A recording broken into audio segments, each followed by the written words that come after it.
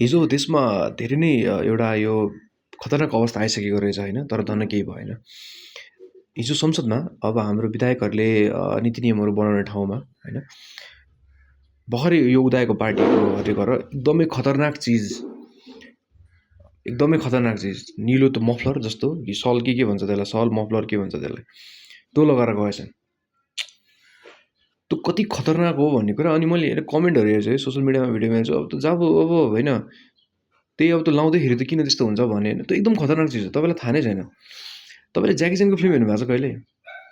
ज्याकी चेनको एउटा फिल्म छ है, त्यसमा के गर्छ भने गुन्डासँग पुरा के भन्छ भने बन्दुक हुन्छ, खतरा खतरा खालको बन्दुक हुन्छ होइन, सेमी अटोमेटिक बन्दुकहरू हुन्छ।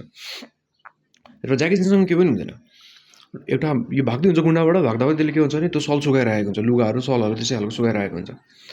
र त्यो सलको प्रयोग गरेर ज्याकी चेनले त्यो गुन्डालाई मारिदिन्छ कि, बन्दुक भएको गुन्डालाई मारिदिन्छ। सल त्यस्तो खतरनाक कुरा हो। तपाईँलाई जन विक थाहा छैन होला? जन विक थाहा छ?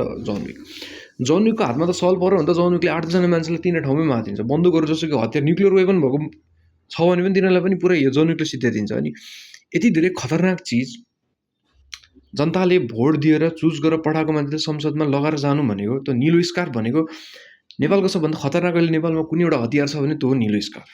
फरकै छैन यो कुरामा होइन।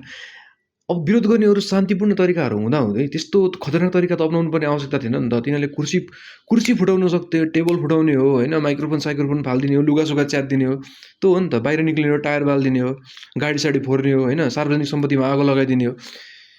त्यही भएर मेरो चाहिँ एउटा विनम्र अनुरोध के भने, हामीसँग यत्रो होइन चलन हो कि परम्परा हो क्या हाम्रो, त्यसरी परम्परालाई एकैचोटि मास्नु हुँदैन नि। आन्दोलन कसरी गर्ने भने त्यो निलो स्कार्फ जस्तो खतरनाक चिज लगाएर जाने होइन कि, एकदम शान्तिपूर्ण ढङ्गले तोडफोड गर्ने हो।